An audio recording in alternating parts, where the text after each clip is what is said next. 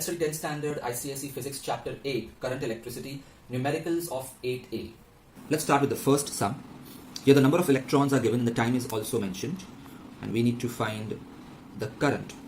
The formula is I is equal to N into E upon T. Number of electrons are given. Charge of electron is also given.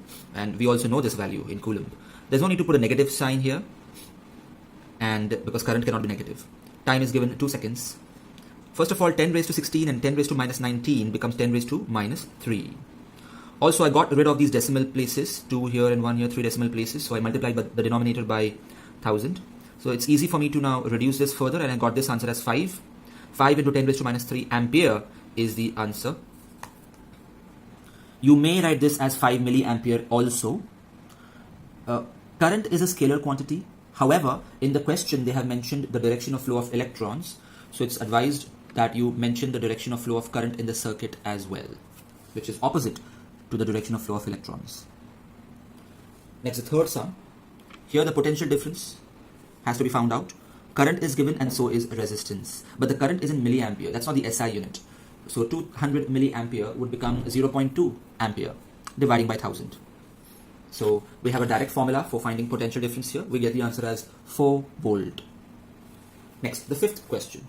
A car bulb connected to a 12 volt battery draws 2 ampere current when glowing. So the potential difference is given and the current is given. What is the resistance? Well, again, a direct formula. V upon I, that is 6 ohm. Now there is a second question. Will this resistance be the same when the bulb is not glowing?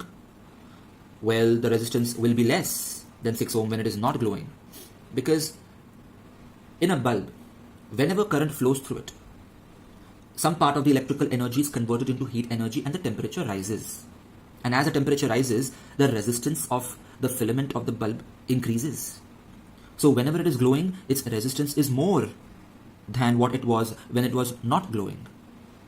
In fact, more the current flowing through it, hotter it is, more will be the resistance.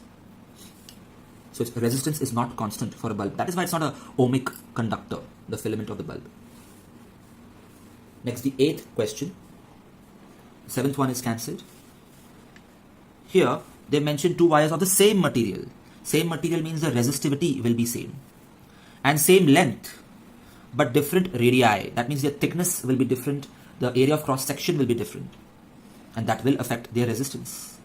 So we'll calculate, and whenever they ask for, whenever they say compare, it means we want to find the ratio. And always write the ratio in the end, not the fractional answer.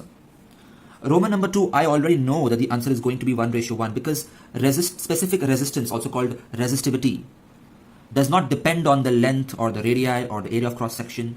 It only depends on the material which is mentioned here. It's the same material, so obviously the resistivity will be the same. And of course, we are assuming the temperature is constant. So 8.1, the ratio of their resistance is equal to R2 squared upon R1 squared. Let me show you how. If I use a formula, R1's formula is rho L1 upon A1, that is pi R1 squared. And here in denominator R2, and here also rho. Resistivity is same, so this will get cancelled by the way. L2 upon pi R2 squared. Pi R squared is the area of the cross section. Now resistivity is same, that's gone. Length is also same for this sum. They said the length is same, so even that can be cut. Pi is also gone. So what is left? The denominator's denominator goes to numerator. So this will go up and this will come down here. Hence I got this R2 squared upon R1 squared. So if you want to show these steps, you can. Or if you remember this formula for this sum, you can directly start from here. And the radii are given. The second radius is 2 millimeter and this one is 1 millimeter. No need to convert it to SI units because it's a ratio. So anyway, the units won't matter. The ratio answer will always be the same, no matter what units you take, as long as both of them are in the same units. So the answer is 4:1.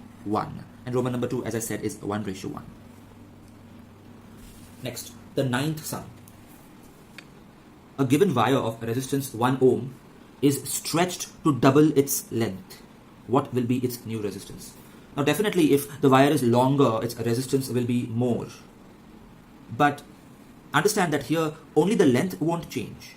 Even the area of cross section will change because they have used the word stretched. If they would have just said that one wire has a resistance of 1 ohm, what will be the resistance of another wire of double length? Answer is 2 ohms. It's directly proportional. But here it's been stretched. So if there's a wire with a particular length and area of cross section and you stretch it, the volume of the wire will remain the same. Volume remains the same. So if you stretch it, it will become thinner. So if the length has doubled, the area of cross section will halve. So the second length is double of the first length. So we get the ratio of L1 upon L2, 1 upon 2. And the second area is half of the first area. So we get the ratio of A1 upon A2, 2:1. Now, ratio of the resistances will be L1 upon L2 into A2 upon A1. How? Well, again, the same way I derived here. You can use the same logic. If you want to show the steps, it will be like this. Rho L1 upon A1, R2, rho L2 upon A2. So here, the resistivity is cancelled because it's the same wire. And L1 upon L2, and this denominator will go up, and it will become L1 upon L2 into A2 upon A1. So if you can remember this, then start from here, otherwise show the steps. Now L1 upon L2 is 1 upon 2, so substitute that value, and A2 upon A1 is also 1 upon 2. So I should have written A2 upon A1 here, but it's okay, 1 upon 2. So interestingly, it means that the new resistance will be 4 times the original resistance, not twice, but 4 times. The original resistance they've given as 1 ohm, so the new resistance will be 4 ohm. Because not only has the length increased, but even the cross-sectional area has decreased, which will also increase the resistance. So mark the 9th, 11th and 12th sums as IMP. Now let's focus on the 11th sum. A wire of a resistance 9 ohm having length this much is tripled on itself. Now this is exactly the opposite of 9th sum. In the 9th sum, the wire was stretched, but now the wire is tripled. So if originally the wire had a particular length and area of cross section, let's fold it up and triple it. So now its length has become 1/3 of the original length. That is, a new length is 1/3 of the original length, and the thickness has become tripled. So the new thickness is thrice the original thickness. So I got the ratios. Again, same formula. R1 upon R2 is L1 upon L2 into A2 upon A1. This is 3, this is 3. That means the new resistance will be 1/9 of the original resistance, which was 9 ohm. So the new resistance is just 1 ohm.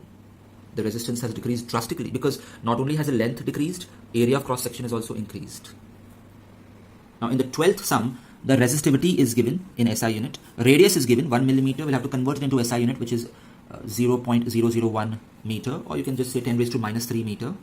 And the resistance is also given. We have to find the length. So in the formula, substitute all the values. So resistance is 1, rho is given, length is to be found out, and area of cross section is pi r squared. Pi's value, you can take any value. I prefer 3.14 here in physics. And radius is 0.001 into 0.001 because there's a square out here. First, I always like to get rid of the decimals. I see there are 8 decimals in the denominator. So if I want to get rid of it, I will have to do into 10 raised to 8 in the numerator. That's great because 10 raised to 8 and 10 raised to minus 8 will cancel each other out. So I am just left with 1.7 into L, 314 into 1 into 1. So all the decimals have been taken care of in the denominator at least. So I want the value of L, I want L alone. So these denominators will go up, 1.7 will go down. And you know how to solve this. Divide this in the rough work and you'll get the answer as 184.7 meter. It's actually 184.70 something. You can stop at 2 decimal places and write the answer. Hi students, this is AJ sir.